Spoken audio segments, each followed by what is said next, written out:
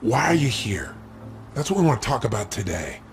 We got to look at what makes you really do what you do. Everything on earth has a purpose, and you do too. That purpose provides an inner drive that once you tap into it can give your life immense fulfillment. It'll also give you certainty. Because right now we're in a world that's changing so rapidly that virtually every time you turn around you hear about something else that's changing. And I personally get to deal with hundreds of thousands of people per year. I see about 250 to 300,000 people a year in my live programs. And I hear so much excitement, and I also hear so much fear about the pace of change. I mean, we've all talked about changes happening so rapidly now and paradigm shifts. All that stuff has become so overused at this point that we've become numb to it. But it's true. Never in the history of the world have things changed so rapidly. So you need to find something that's eternal inside of yourself. That no matter what changes on the surface, this part of you does not change. It's the part you come back to, the part that guides you, the part that really makes you fulfilled. And that's your purpose. Because all of a sudden, when you find out a friend's got cancer, or you turn around and you see that 35,000 people at IBM got laid off, or an entire industry disappeared overnight because a new one was created, it'll give you a way to find some good in virtually anything. Your purpose is available to you at any moment in your life, but you gotta know what it is. Before we get into it, let me back up a little bit here. Okay, I have a good friend who's one of the most successful financial people in the country. He works in all these financial markets. He's an incredibly successful businessman, and I know he's working very hard right now on a goal. And I went to visit him recently, and boy, he's working hard and he's going to achieve that goal, but when the goal's finally there, then he's going to be happy. And I thought, no. Each moment we've got to be able to find some sense of meaning for our lives, something that is significant, something that is useful. And we all know this is not a new conversation, but as your coach and as your friend in these tapes, I'd like to draw your attention to some things that maybe you already know but haven't thought about for a while. Maybe get you to put some of your focus into the most important area of life, which is enhancing meaning. See, all of us in life have to have a reason to be here. If all you're doing out there is going out and trying to achieve goals, and then you achieve them, then I'm sure you've run into that trip-up wire that says, okay, I've achieved the goal, and now what? Right? You achieve the goal and your brain says, is this all there is?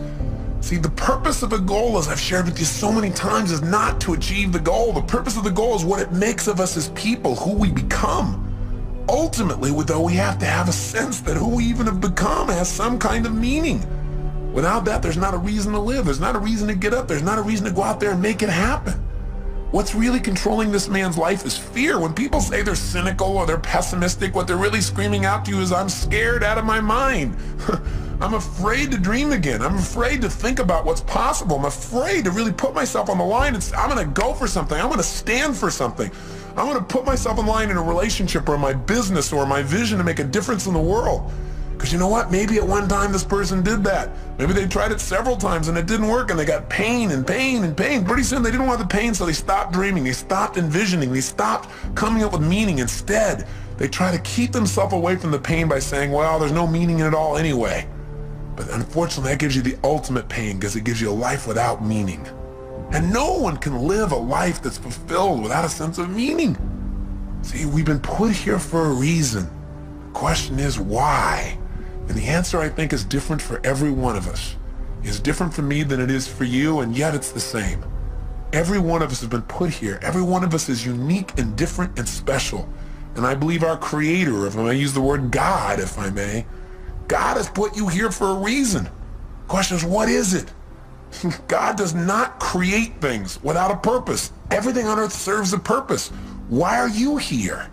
What are you here to do? What are you here to become, to create, and to give? These are some of the most significant questions that you can answer in your life. And even when you answer them, I'm sure that as your life expands, you'll come up with better answers as you get more experience and you get closer in touch with your own innermost being and maybe closer in touch with your Creator as well. You say, Tony, where are you going with this? I'm really going to the essence of giving your life what you deserve, which is knowing that there are no mistakes, knowing that every little thing you do has a consequence. It can be a positive consequences if you choose it. The most powerful thing that has consequence in your life, though, is the thing we talk about so often, but I gotta say it again, and that is what's really ultimately shaping our lives are our decisions. The first decision is a decision about what to focus on.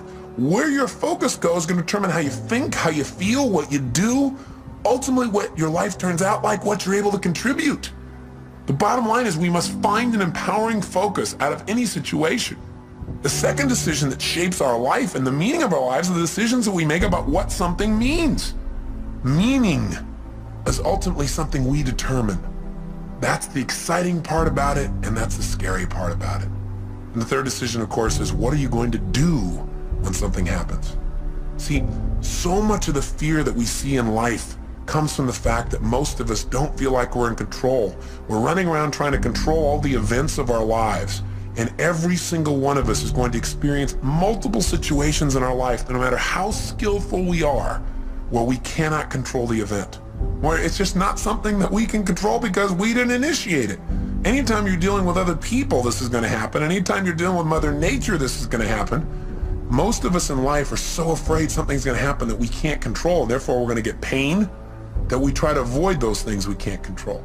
We try to shape our lives, where we spend our time, who we spend our time with, what we do, by environments that we feel really comfortable in, where we feel like we're really in control in them. But what that does is it limits the shape and quality of our lives.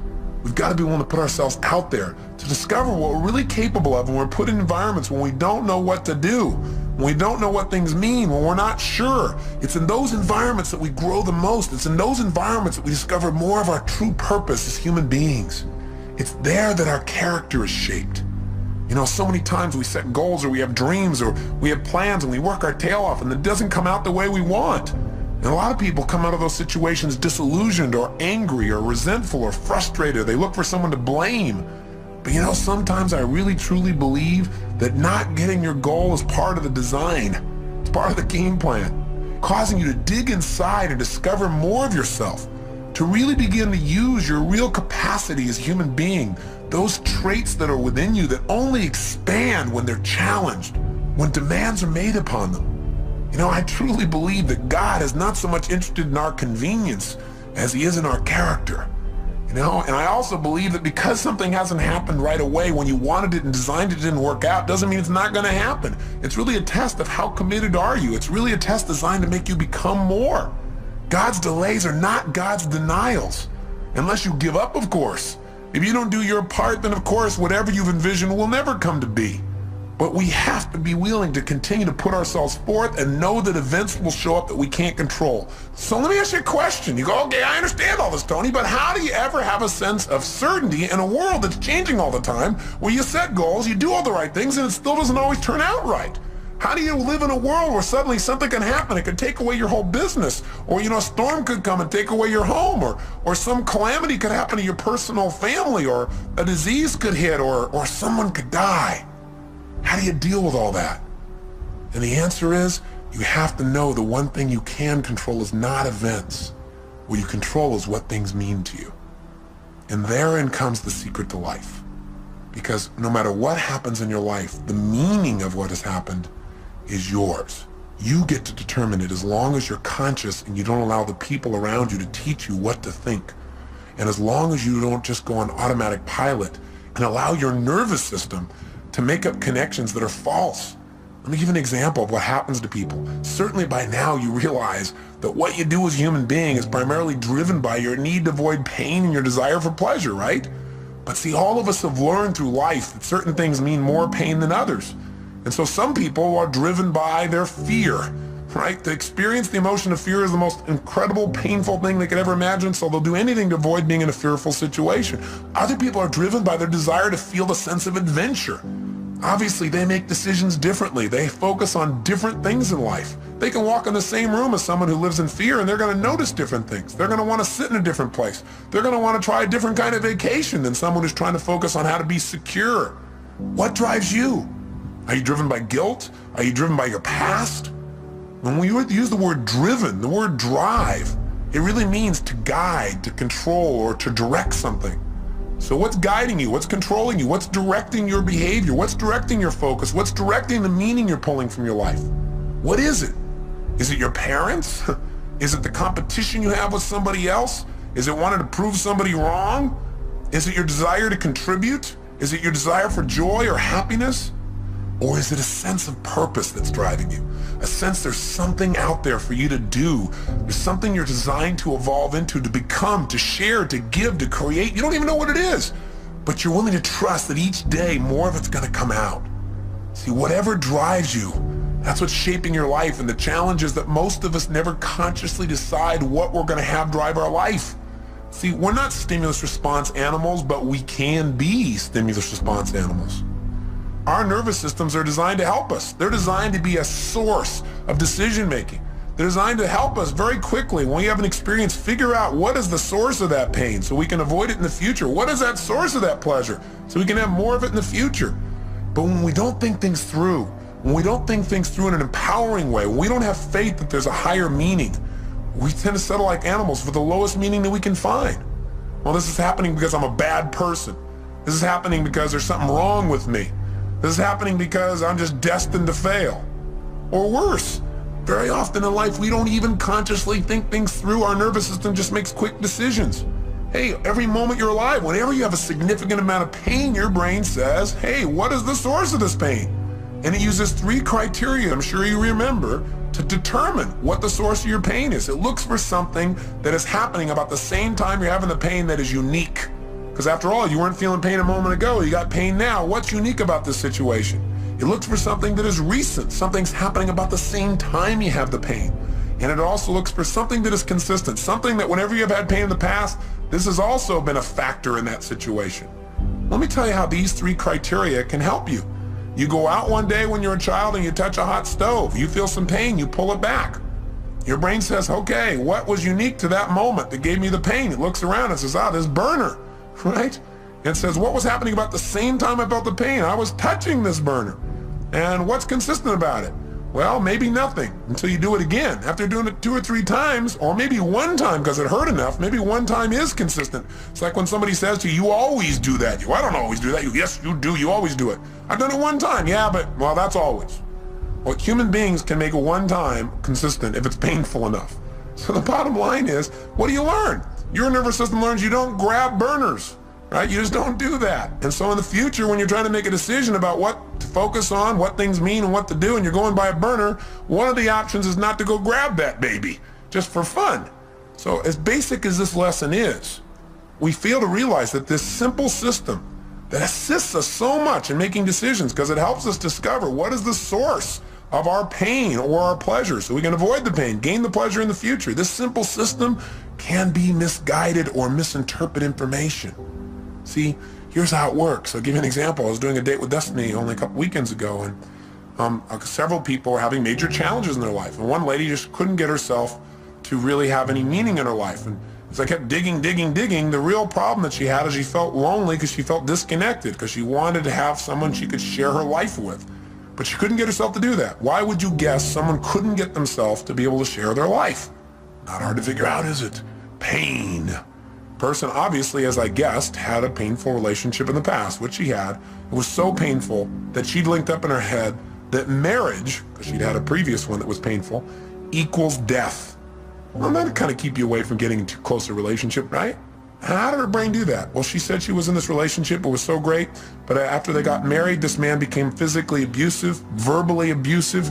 He basically did everything he could to control every aspect of her life. And the worst thing of all, when she finally developed the courage to divorce this man, he threatened not only her life, but he also threatened their own son's life. Now when that happened, she got linked up. Marriage equals death to not only me, but potential loss of the life of my child. That's even more than the loss of her own life for her. Well, it's not too hard to figure out that if your brain says, why am I feeling this ultimate pain? And it looks for something unique and says, well, because I'm married. And then it looks around and says, what was happening about the same time I felt the pain? Marriage. And you say, what was consistent during the pain? You go, marriage. Pretty soon you're going to avoid marriage, but it doesn't stop there. Her brain also linked up that the cause of her pain was something else too, men. Because after all, what was unique? I had this man around. I was married to a man, right? And then secondly, what else was going on? Well, about the same time I was feeling the pain, I was with this man. And sure enough, what was recent? This man. Right about the time I had the pain, he was there every time. So sure enough, all of a sudden she's avoiding all men. But it didn't stop there. She also linked up that the reason she felt this pain was because she trusted. So So as a result, her brain linked up unconsciously, if you trust, then you will die. Now, I would say to you the opposite is true. If you don't trust, if you don't have faith, then you instantly die internally. You may not die physically, but you die emotionally. Because anything that's worth living in life requires faith. It requires trusting.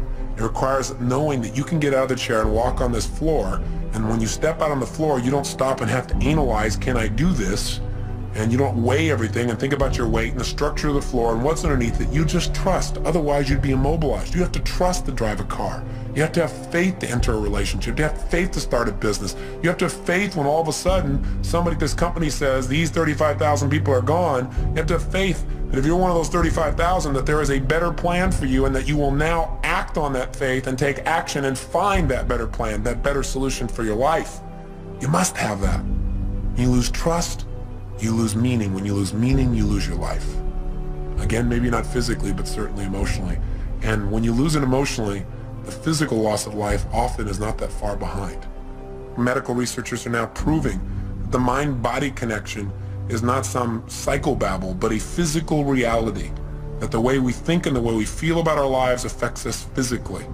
In fact, Dr. Chopra recently shared with me that there was a new study that was done in the state of Massachusetts where they began to study what causes someone to die of their first heart attack before the age of 50, where they never get another chance. In other words, what was the number one risk factor they wanted to know? And they assumed that what would cause someone to die from just their very first heart attack, never get another chance, would be a person just had so much cholesterol in their body wasn't able to recover. And they found out that was not the number one risk factor. And they thought, well, maybe they had diabetes. Maybe it was more of a genetic factor. They once again disproved that theory. What the Department of Health, Education, and Welfare for the state of Massachusetts states in their article clearly is the most important risk factor to determine that you will die of your first heart attack and not get a second chance is what they call job dissatisfaction. You got to have a deeper meaning for your life than, oh, I'm on that grindstone again, or I'm on that treadmill. No wonder most people in life turn to alcohol or drugs or television, and even then they can't find something to entertain themselves. Even then they don't sense any fulfillment, because distraction does not create a life of significance. Distraction does not create joy. Distraction will not give you what you're seeking. Drugs will not change your life for the better, right? What they'll do is hurt you. They'll create pain, and there are all kinds of drugs. Anything that doesn't expand you as a human being or allow you to share more love and joy with others in a natural way that enhances your physiology and your mind, your emotions, and your spirit is something you probably don't need. You gotta grow, you gotta expand, you gotta contribute, you gotta know that you're here for a purpose. There are no mistakes. There is a meaning. Even if you haven't found it yet, you must discover it. And you know what? For most people, they don't discover the meaning of their life until their life is over. What a sad place to be. Or until they have a life-threatening illness. Or until somebody very close to them that they love is about to leave them. You don't have to wait for the pain to discover the meaning. So how will I know when I found the purpose of my life? You decide what it is. You discover it and you decide this is it. Maybe later on I'll refine it. I probably will. But for right now, this is why I'm playing the game of life. This is what it's about. Every day, if I'm just being this way, if I'm just doing these kinds of simple things with other people, with myself, then I know I'm on track. I know there's a reason for my existence. We all have that.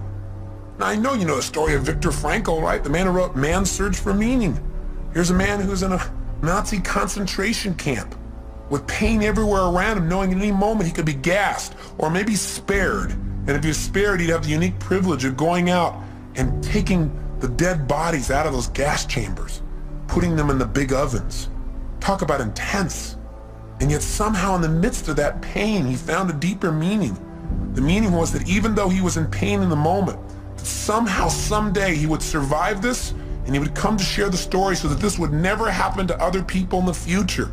He couldn't find a meaning in the moment. He found a meaning in the future. And for most of us, the meaning that we want for our lives is here today, and it's preparing us for an even greater meaning in the future if we'll just use all of our life's experience, the pain and the pleasure, to become more, to prepare ourselves for whatever it is that our Creator has brought us here for, to prepare ourselves so that at the moment of truth when we are needed, we will deliver. And my real belief is we're going to be delivering all along the way. It isn't something that someday you're going to do. It's something you every day are doing. You know, my former spouse, Becky, just recently lost her father. And it's been a tough time for her because in a very short period of time here, she's lost both her mom and her dad. And that's an event you cannot control. And God knows we tried. You know, 3 years ago when they told us that her father had cancer, they told us that he would die within a period of anywhere from 3 to 6 months. And we just did not allow them to tell him that. For the obvious reasons, you know what I believe from all the people we've learned from everyone from Dr. Bernie Siegel to Norman Cousins to Dr. Deepak Chopra. We understand the mind-body connection. If someone decides that because they have some dis-ease in their body, what it means is they're going to die, then of course they will. And fortunately, he never found out that diagnosis. And what we did is we kept making sure he had a compelling future. He had a sense of meaning, a variety of things that he was needed for. And it was amazing how he physically responded.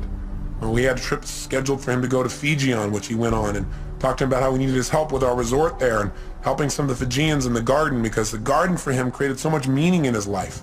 It's about supporting, about nurturing, about helping life along a little bit.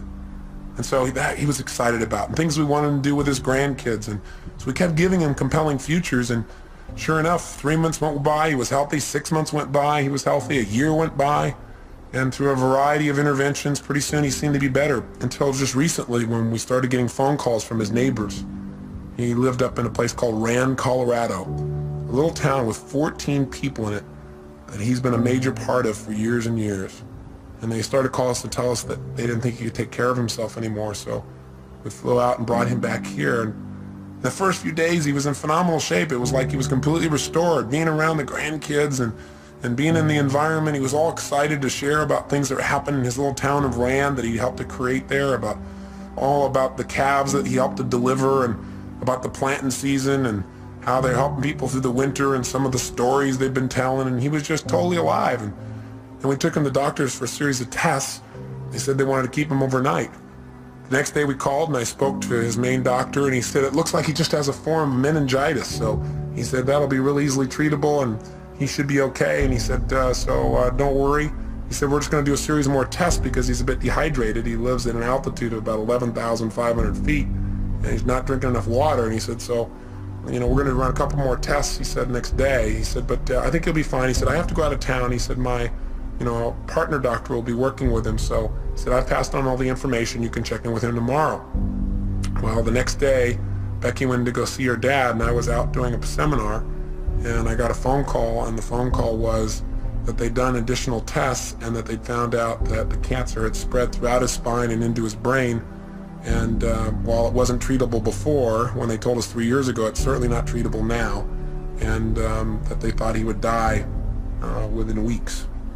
The worst part was, though, that they also told this to him before they told it to Becky. So he had no one there to support him through the process or to give him other options. When I found this out, I became so angry with the doctors because I focused on how he'd violated what we asked him to do, and how the other doctors should have told his partner doctor not to tell him yet, to allow us to talk to him, to prepare him for the situation. That it was so harsh, it was so unfair, and the meaning of it was that it was going to really harm him, that all of a sudden he would give up hope.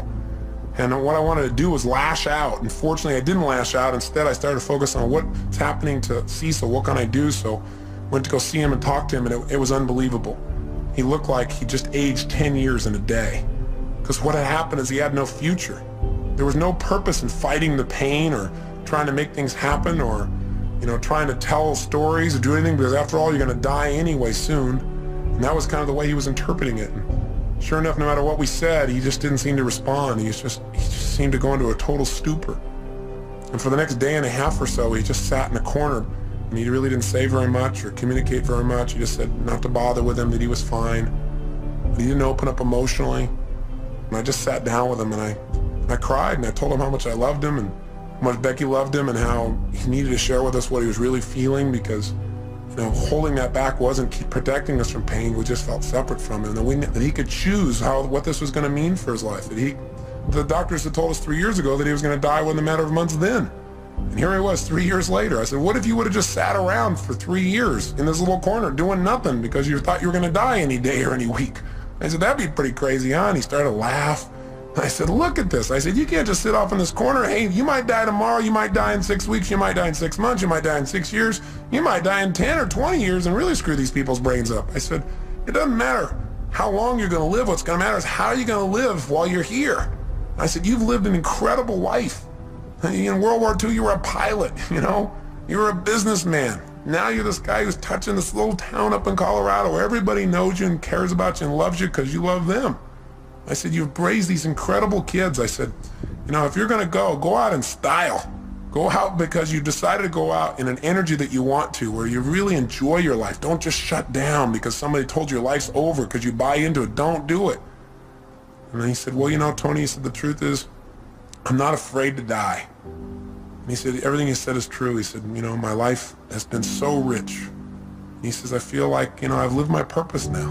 You know, I look around and I see my kids and I see what they're like as people and I see what I've done and I think maybe it's time for me to go now. And I said, listen, if you're deciding to do that because you really want to go, I said, then, you know, I love you. I mean, he said, you know, I'm going to cry and I'm not going to try and keep you here, and neither is Beck because we love you. I said, but at the same time, don't leave because somebody tells you it's time to go. He said, well, I don't know. I said, well, when it's time to go, you'll know. I said, you can go consciously. You can decide when it's time. You don't have to wait till the pain is so intense you can't stand it. But at the same time, don't go any quicker than your meaning is done. And I think right now you're teaching your family a lot of new lessons. He said, yeah, that's probably true. And I said, so what do you want to do? How do you want to do things? I said, let's get your fanny out of here. Let's get about. And we had this great conversation and talked about all kinds of things. And I won't bore you with the details, but I let him know that he never have to worry about his daughter and that she had become the kind of person he could always be proud of. And it was amazing because the next 3, 4, 5 days he came to life. All of a sudden there was a purpose in things again. All of a sudden he was alive. He'd go out by the pool and tell stories and so forth. And he went over to the polo grounds and did all kinds of just really great things. And then I went away for a seminar and I came back 2 days later and it was like he was gone. He could barely even talk. He was having a difficult time holding himself up. He had to have round-the-clock care for him. Pretty soon, he wasn't able to carry on a conversation. He would start talking gibberish and start seeing things that were invisible and point to them. We could tell the end was coming. And as the end started to come, there was more and more pain and tears. And we felt it all. And I also, at the same time, reminded ourselves that, hey, we're making this thing that it's lost because of our short-term thinking about this man and his body and his presence, but his life will live on beyond his physical presence here. And for him, what it probably means is freedom. Finally be free of the painful body he's been in for so many years. For him, it's a chance to be with his wife, Becky's mom, a chance to be with other loved ones. There was another meaning that could give you joy at the same time you're feeling pain. And so we try to focus on those.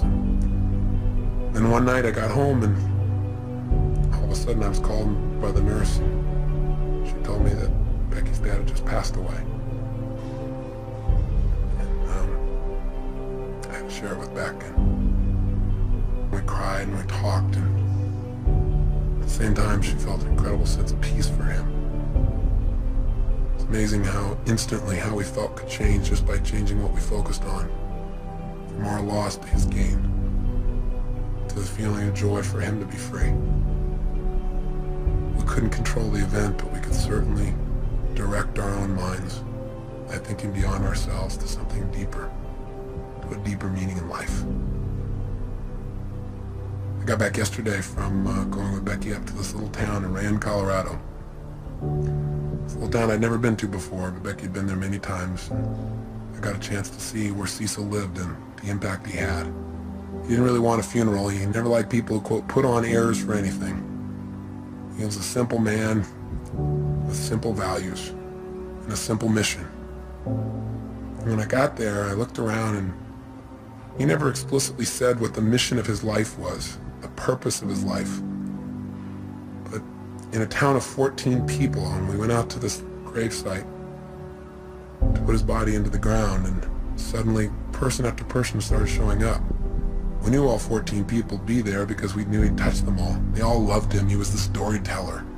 He was the man who took an old car years ago and painted it black and white and put a star on the side and put a dummy in the inside of glasses and made it look like a police car so that people came running through this little town, which consists of about 7 or 8 buildings, that they might slow down. His house was called the Rand Yacht Club because he invited everybody up for coffee every single morning, at least 300 days a year. Figured out how he could tell them a story and cheer them up. He used to run a little restaurant there called the Liar's Lair. The reason was because he had people, he'd tell people stories and he'd tell the wildest tales and get people to believe them. Sure enough, after about 10 or 15 years, they began to realize that some of these things were stories. And they all laughed as they told me stories about this incredible man who touched their lives. But when we got to the gravesite, not only did 14 people show up, but in this little town, it's 4 hours outside of Denver, people came from all over. People came from Wyoming, people came from Denver. Pretty soon there were 100 people at a gravesite where there's not supposed to be a service to honor a man who touched their lives. So we said, you know, we don't have any formal service because that's not what he wanted, but before we put his body in the ground, does anybody like to say anything? And they all talked about how he touched them, how their life was greater because he was such a loving soul, that his smile had touched them, that his stories had touched them, that just his manner, that he was a lover of people and animals, that because he'd been in this town, their lives would never be the same. The people who'd come through the town just for a day, just his little kindness. He was a man who said, if you can't say something nice about somebody, don't say anything at all. He never said a negative word about anybody. In fact, one man, probably the most telling tale of this man's life, he said, Cecil's the kind of guy, he said, I sat down one day with him and said, what are you doing about all those rodents that keep stealing all our animals? Are you poisoning them? Or are you shooting them? Are you trapping them? Are you killing them? What are you doing? He said, because they're taking all my stuff. And Cecil said, no, he said, I just plant twice as much. I thought, what a life. What a man. See, his life was his mission. His mission was real simple. Love people, love animals, love beings. Make the world a little bit better by just being nice. He lived a life of significance, one that had meaning. He didn't go out and change everything on earth. He didn't make $1 billion. He doesn't have people writing him up everywhere, but he changed people's lives. And he died in his sleep, out of pain, the day he decided to go. And he created in his family a greater sense of courage to look at life in a new way, and a greater sense of dedication to give even more.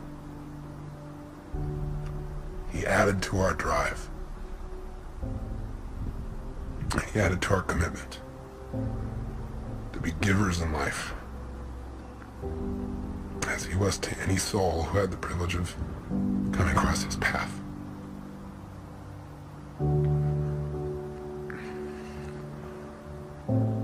I hope it also makes you think about what's most important in your life. I remember an interview with Michael Landon in Life magazine when he knew he was going to go. And he said, quote, somebody should tell us right at the start of our lives that we're dying. That we might live life to the limit, every minute of every day. Do what I say. Whatever you want to do it now. There are only so many tomorrows. If you and I are going to live our lives fully, then maybe sometimes we can take the experiences of those around us and learn from them. We can learn that in all of our lives we're either warnings or examples. Cecil's life was an incredible example. He didn't think anything in life was insignificant. Not a rodent, not a flower, not an animal, not a stranger passing through. He lived by a philosophy that they also live in Fiji. By the way, Fiji was his favorite place. One of the last things he told me was the happiest time of his life, the last few years were the trips he took to Fiji. I think it's because he felt like there everybody understood what he understood. That life is meant to be a happy, to be a joy, to appreciate the little things as well as the big things. To appreciate one another, to be givers, to be lovers of life. I say to you that if you're driven by anything other than your love, than your spirit, and your desire to contribute, your desire to grow and expand, if you're driven by your need to please others, if you're driven by your fear, if you're driven by your past, maybe it's time to free yourself. And the way to do it is decide. Decide consciously what you want your life to be about. Decide consciously what's the purpose of your life. Something simple, something you can live every single day. You know, I think that when I look at people's lives and I see the people who are having so much difficulty, I think the number one reason why people fail to experience joy in life, experience life as a win, is not because their life isn't a win, because the win can be just reaching out and touching somebody around you. The win can be just telling somebody that you love them. The win can be taking care of your body, God's temple. The win can be stopping and feeling grateful. The win can be anywhere. You don't have to land on the moon to have the win, and you can enjoy landing on the moon too. But how much better to enjoy the process? Because we're going to spend most of our life in process towards the achievement of goals. Now, I'm not saying don't go do things, and I'm not saying don't have grand schemes and dreams, and I'm not saying don't do those, because our lives are better because people have dreamed huge dreams and they've made them happen. But I'm saying don't do it at the expense of not appreciating what's true along the way. And what Cecil's reminded us of is all those little things that are so, so important.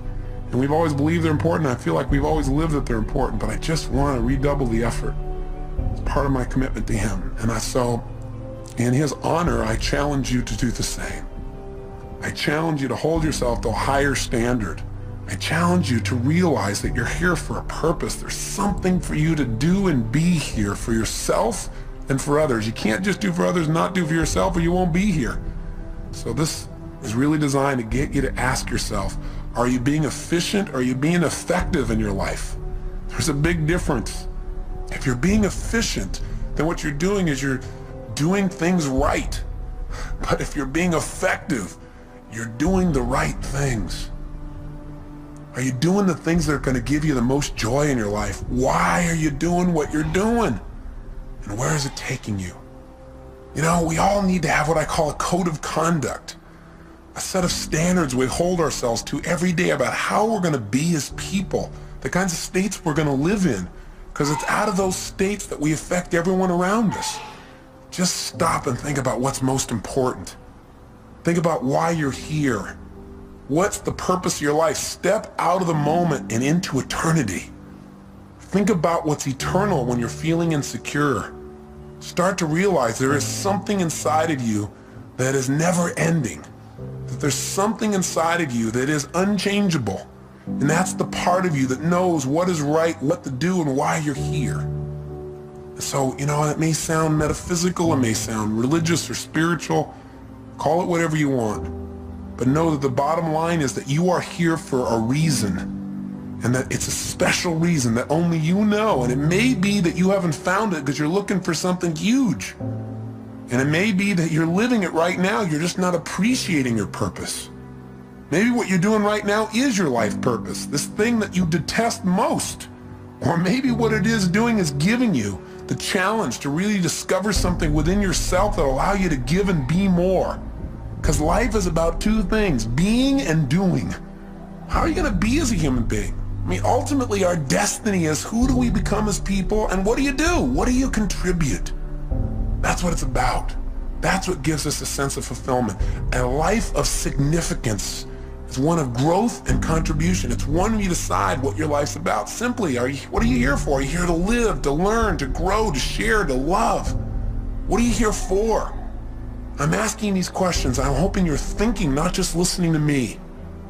What is the special plan for you? You've got to discover the purpose of your life. There is a plan. There is something here for you that's different than anybody else in the world, and you've got to discover what it is. And the best way to discover is just trust your instinct and say, what is it? If it was simple, it was clear, and I was living every day, why am I here? Because if you never discover your purpose, how can you ever win the game of life? How can you really enjoy it thoroughly? See, I look around at people so often, they're so unhappy, and I think the reason is that they don't ever win the game of life. It's a game they feel like they can't win, like they're always losing. And the reason number one is, I think there's 7 reasons. I'll give you 7. I've jotted some down here. I think number 1 is, I think most people never win the game of life. They never feel fulfilled. They never feel joy because they don't know the purpose of the game. If you don't know the purpose of the game, what's your chances of ever winning? Of ever getting to ring the bell and feel that sense of fulfillment or joy or passion or love or whatever it is that you truly want at the deepest level? See, if you don't know the purpose of the game, if you don't know the goal, it's pretty hard to set up your game to win, isn't it? Pretty soon you start pursuing things that don't give you fulfillment. You live in somebody else's life other than your own. You gotta know, what are you doing it all for? What do you really want? When I ask most people this question, what do you want? They give me answers like, well, I know what I don't want. I don't want to live this way anymore. I don't want to feel like hell anymore. That's not going to give you what you want. What do you really want? Oh, I want to finally be financially secure so I can retire. Great. You know statistics about retirement? Actuary statistics from insurance companies show that 3 years after a man retires, specifically I'm using men, guess what happens? He dies. To retire is to die. And for some people, this is like their major aim. Think about it. Retirement is going to make you happy. You got to have a purpose. You got to know what it is. You got to decide what it is, at least for now, and know that that vision will continue to expand. Second reason why most people fail at the game called life, because even though they don't know the purpose of the game, they got tons of rules about how it must be played. Right? They don't even know the goal, and they got all these rules they got to live by. And not only do they have rules for themselves, but they have rules for everybody else around them. Rules for how their spouse should be. Rules about how their boss should be. Rules for how people they don't even know on the street should be. You know, it's so often in life we get upset with other people, and it's not about the other people, it's about our rules. They're doing something we know they shouldn't be doing, or they're not doing something we know they should be doing. Right? We need to just relax a little bit. We need to realize that whatever people are doing, they got a reason. It may not be a very intelligent reason by our perspective, but who are we to say? And you know what? And maybe it isn't an intelligent reason by lots of people's ideas, but you know what? It is a reason. I mean, it all comes down to how do we wire ourselves as human beings. See, whenever you see somebody, you think they're doing something crazy, have some compassion. Are there any stupid things you've ever done in your lifetime? Or crazy? I would hallucinate based on my own personal experience. The answer may be, you betcha. And the bottom line is, we got to understand that things are going on that we don't understand with people. I remember one time I was talking to Stephen Covey about times when we misinterpreted people's behavior, and he told me about this time when he got on a subway, and this man walked in and brought on a bunch of his kids, and they were just running rampant, screaming, yelling, making noise, creating havoc. And you know, Stephen's more of a mellow, centered kind of guy. He doesn't like that kind of environment, even on the subway. And the bottom line is, you know, he didn't want to say anything, but he found himself getting more and more irritated, and the man seemed to be just ignoring the kids, like, man, it didn't even matter what they were doing. So he found himself finally to the point where he actually spoke up. So Stephen turned to him and said, you know, do you think you might want to do something about these children? And the man looked at him and said, oh, yeah, I guess I should, huh? He said, we just got back from the hospital. Their mother just died.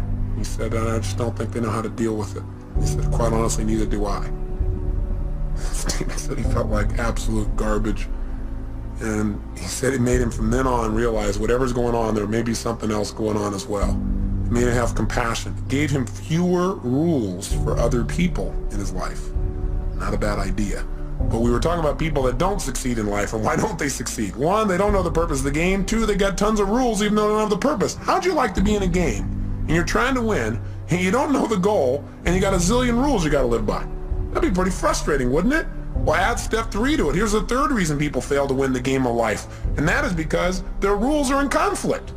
We've got all these different special rules where we contradict ourselves, where in one situation you're supposed to be one way, and in another situation you're supposed to be totally different in order to be effective. See, if you got a bunch of rules in conflict, which most of us do, you're going to have pain, you're going to have frustrations in your life. Here's the fourth reason why most people won't win the game of life.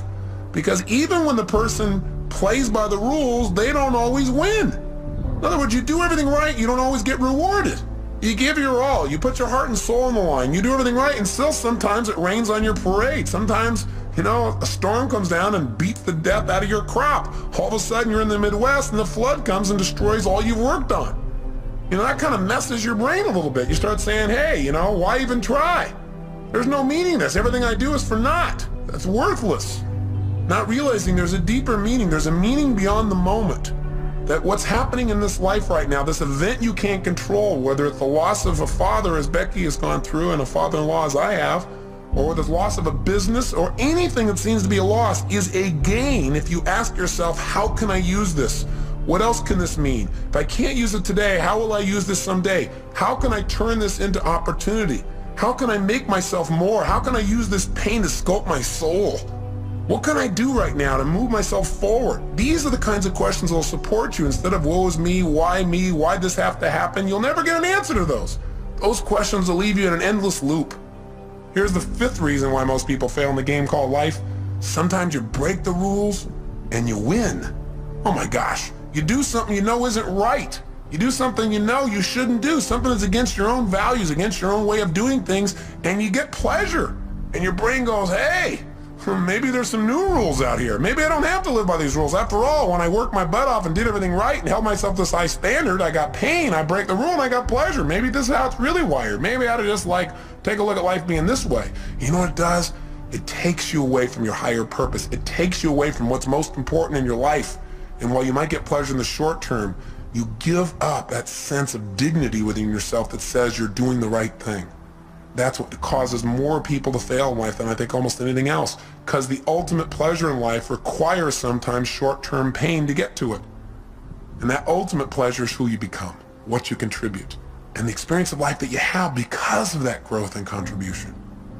The sixth reason why most people fail the game called life is because in order to win this game, you got to work with 5.5 billion other people who all have the wrong rules. They don't know the purpose of the game either, and they are real clear that there are certain rules you must live by. We all have different rules because we've all learned different ways of getting out of pain and into pleasure in life. We got to learn from one another. And finally, the seventh reason why most people fail the game called life is because they think it's a life and death game. And you say, well, it is a life and death game. Well, I'm the first person to agree that this is not a practice session. This is the real thing. That's why we got to live it full on. But if you think everything is life and death every moment, you put so much pressure on yourself that you truly will not live life. You live in fear. And that's no life at all. How do you live life and win the game? Well, in spite of all this stuff that sounds so terrible, there are people that seem to be winning, seem to be fulfilled, seem to be making a difference, seem to have a great deal of joy in their life. And they seem to have it consistently. And they're not doing it through drugs or alcohol or distraction. They're doing it through living a life of significance. How have they done it? They do what we do in our Date with Destiny seminar. We accomplish 7 things in that seminar. And I bring it up because I hope you'll take the time and actually come. Or we'll get your purpose and your mission statement and your values all in the exact order you ideally need them to be, so you're being pulled in the direction you want instead of being pulled in multiple directions. But for right now, here's what we do. And here's what we're going to start doing on this tape.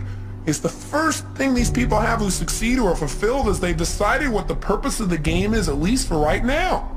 Do you follow me on this? They said, okay, I don't know what the purpose is ultimately, but let me just decide. For right now, the purpose of my life is to what? It's to love and be loved. It's to grow. It's to expand. It's to make a difference. Do this. It's to do that. They come up with a purpose, which is what I want you to do at the end of this tape. To start. I know it's not the end all and be all from one tape, but I want to get you started on a mission statement, a purpose statement for your life. You got to have that. If you don't at least have a target, if you don't know what the goal of the game is, you don't know what to decide to do. We have all these choices, all these opportunities. So you don't have to choose between something that's good and bad. You have to choose between something that's good and something that's great.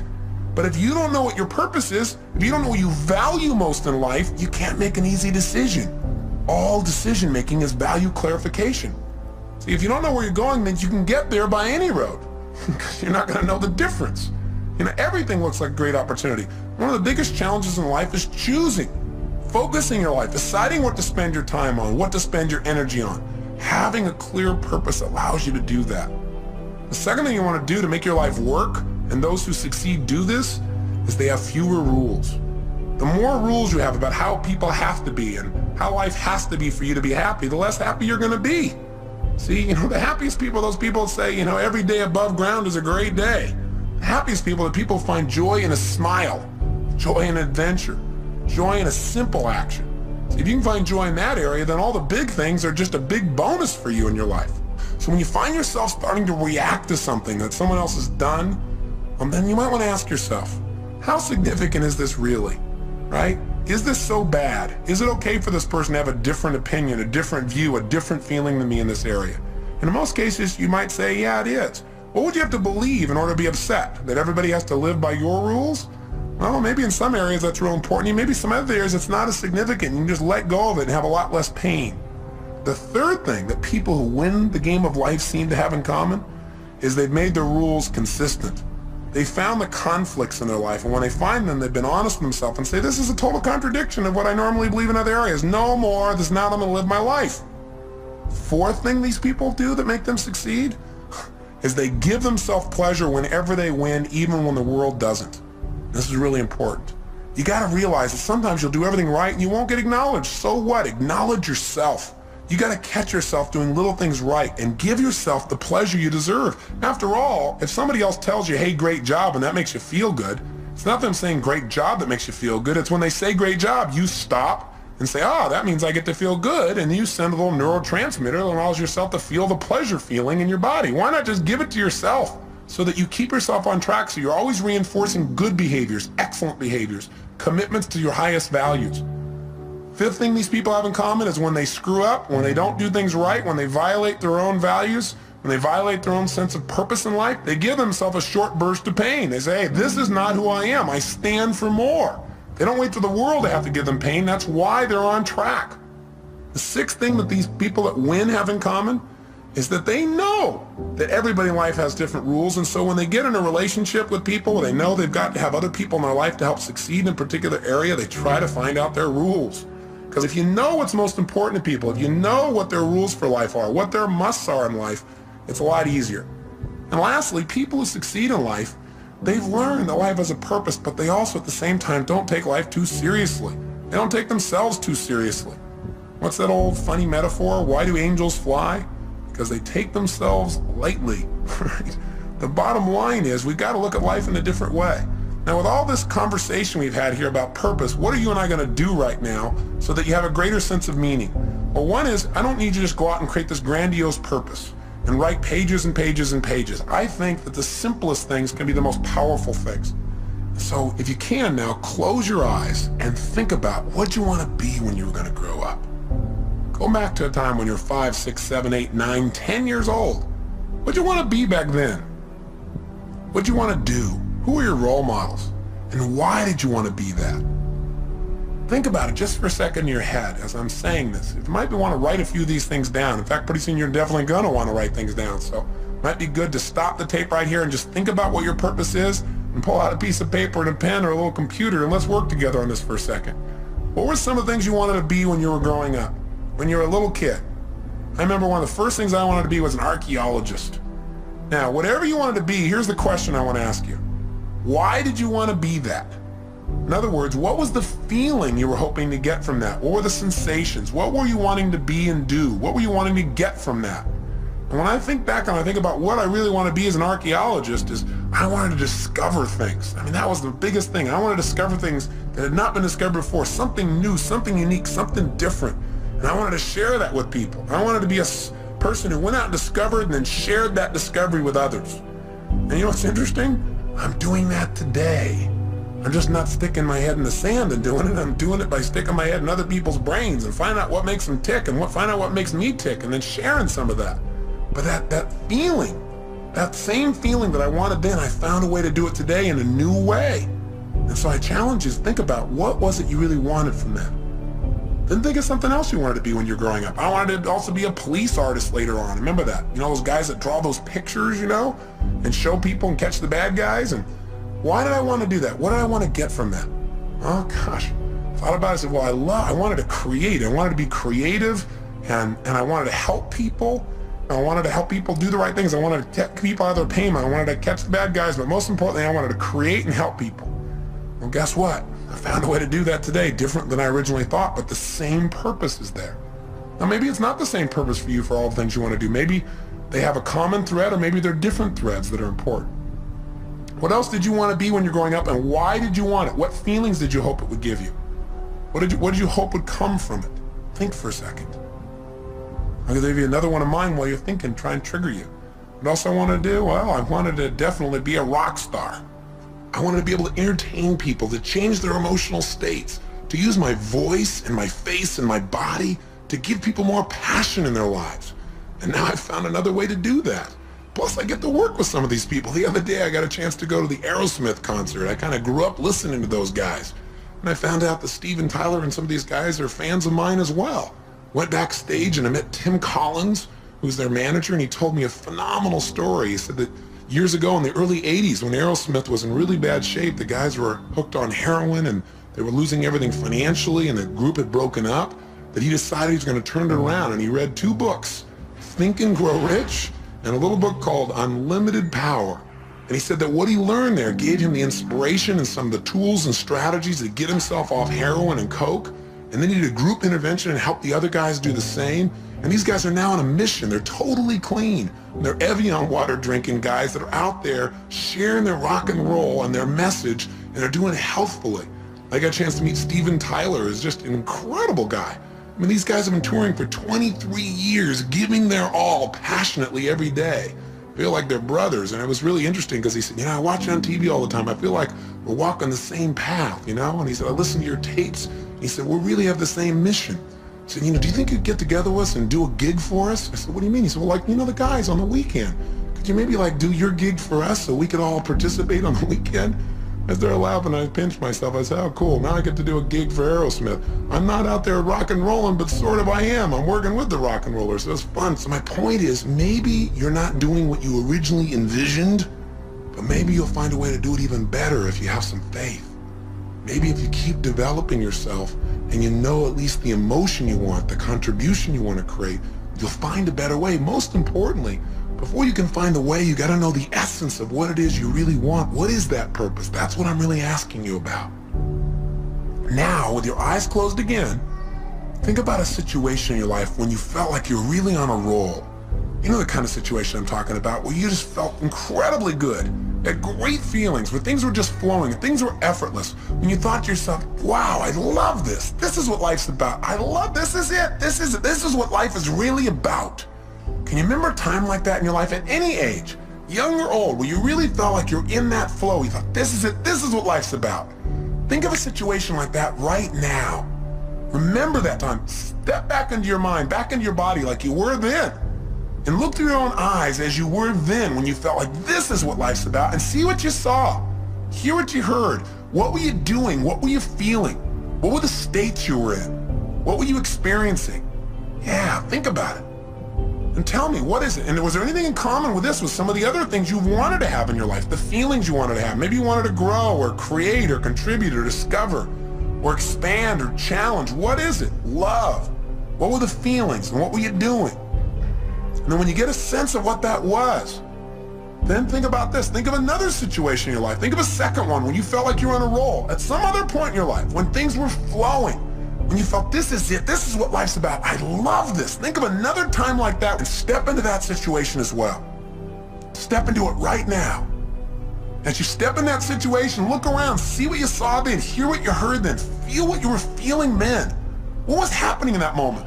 Not just what you were doing. Notice what you were doing. Were you creating or writing or speaking or communicating or manufacturing something or studying or learning? Or what were you doing?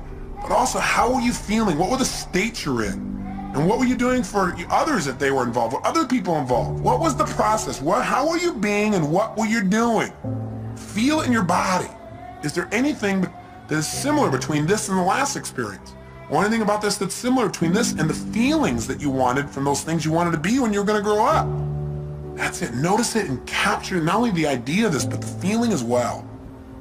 Now, one more time, think of something else. Another time at any age when you felt like you're on a major roll. Things were really flowing, where you felt incredible, when you felt like, I love this. This is what life's really about. This is it. Think of another situation like that right now. And as you step into that situation right now, notice, what were you doing? What were you creating? What were you sharing? What were you feeling? Feeling these feelings. Think about the purpose of your life. If you were going to say it in a simple phrase, not even paragraphs and paragraphs, simple phrase or a sentence or two, and you're going to write down the purpose of my life is to what? If you're going to do it, and you're going to have a couple simple criteria. One is got to be stated positive. Not the purpose of my life is to stop all the horrible things in the world. No, something positive. Something stated in the positive. And if it was going to be something brief, and if it was going to be something emotionally charged in terms of its words for you, and it has to have how you're going to be as a person and what are you going to do, and it's got to include not just other people, like I'm going to change other people's lives, or I'm going to make the world better for other people. You got to be in your own mission statement. You got to be your own purpose statement. You got to be in there too, and other people. Don't just have it, the purpose of my life is for me to be happy, because we're all connected. So if it's you and others, being and doing, brief and short, what is the purpose of your life? What is it? Right now, what comes out of your head? Not the right answer, not the perfect answer, just the answer. The purpose of your life is to be and do what for yourself and others? Just say it out loud. Just say it. Don't even write it down first. If you got pen and paper, then write it down. Purpose of my life is to what? Say it again. Try something. Keep changing it. And if you write it down each time, it'll give you better. So I'd prefer if you wrote it down. But just come up with something. The purpose of my life, for me, Tony Robbins, is to serve God and my fellow man by being a powerful, loving, passionate, outrageous, courageous, strong, playful, crazy example of the unlimited possibilities that God gives when you commit your life to service, when you're really focused on contribution. That's what my life's about. I know what I feel. I can change the words slightly here and there, but I know the essence of my life.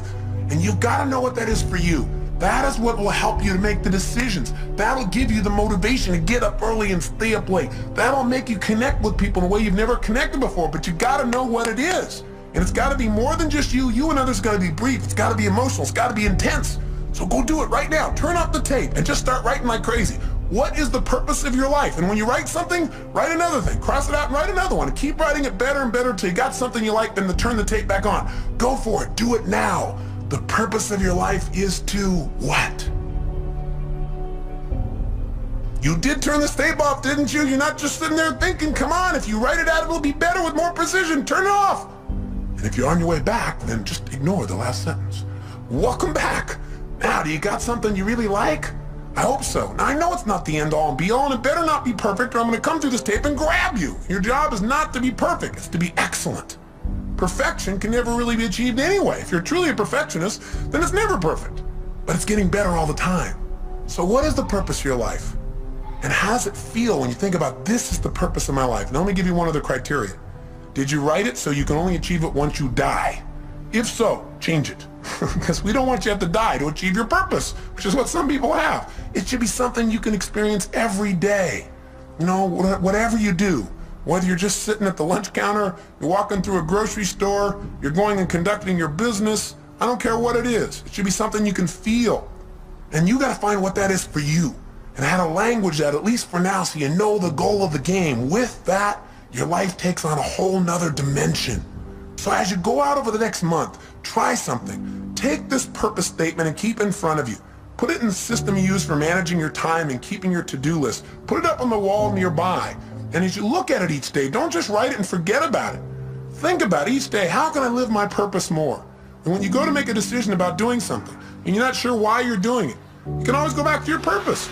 You can do it going into a meeting. You don't know why you're going to the meeting? I'm going to the meeting. I'm going to be powerful, loving, passionate, outrageous, playful. I'm going to inspire people to see what's possible if we really serve all the people around us. That's not hard to figure out. You have a guiding principle. No matter what happens, principles don't change. The essence of who you are will not change. The environment may change, the vehicles may change, but what's inside of you won't. Now, let me say one final thing to you before I send you off and have you take some more time to work on your mission statement. One is, if you want to send me your mission statement to Robbins Research, I'd love to receive it. I'd love to see how you've languaged the purpose of your life. So if you feel like doing that, please do and address it to me personally. The other thing is this. I want you to realize that very often, not getting your dream gives you your destiny. What I mean by that is this.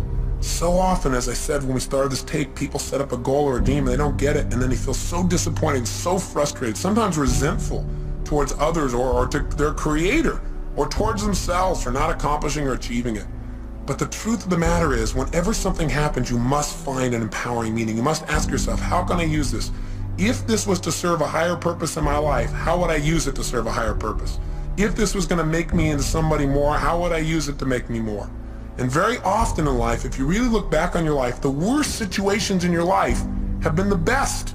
If you were willing to trust that it happened for a reason, that somehow, even though this is painful and you'd never want it to happen again, somehow this is going to serve you.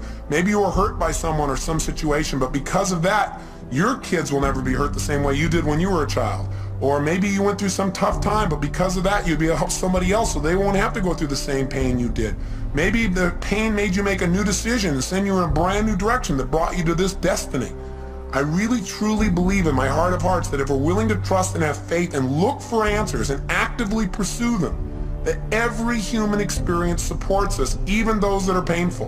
And I believe we can probably do them without the pain, but if the pain does strike or if something happens outside your control, which it will, then instead of living in fear that that'll happen someday, you want to live from the sense of certainty that says no matter what happens, I will benefit from it because I will look for benefits and therefore I will find them. It's that simple. Now, I'll give you a good metaphor. You know, there's a great movie, I'm sure you recall, it was called Field of Dreams. In it they said, if you build it, they will come. In the movie, Kevin Costner seeks out an old man by the name of Doc Graham. He's played by Burt Lancaster. And when he first meets this man, he's going to see him to tell him about a field of dreams that Kevin has developed. A place where these old men could come back and play again, to be young again, to live their dream. And when he meets Doc Graham, he starts to talk to him and he says, I understand that you only were able to play one inning in your life. Because Doc Graham said, well, yeah, my whole life's dream was always to play baseball, to be a professional. He said, every single day I gave my all. I lived this passion. He said, you know, I took ground balls and batting practice and I pushed myself. And he said, finally I made it. I made it to the big leagues. And the whole season went by without my being able to play. And finally, at the end of the season, in the 8th inning, the coach looked over at me and said, kid, I want you in right field. He said, I was so happy, I couldn't believe it. I ran out onto the field, and he said, I stood out there in right field waiting for somebody to hit it to me, waiting for my chance. And nothing happened. Then when we came back in, he said, my turn to bat never came. And the next year they, without giving me another chance, or even giving me a chance, they sent me back to the minor leagues. And he said, I just couldn't take it. I couldn't take going through that again, so I quit. And Kevin Costner said, oh my God, that's unbelievable. What incredible pain, what devastation. That must have destroyed you. I mean, for any man to be that close to his dream and have your dream pass you by as if it doesn't even know it's you. He said that must have been the most destructive, painful thing. That's a total disaster.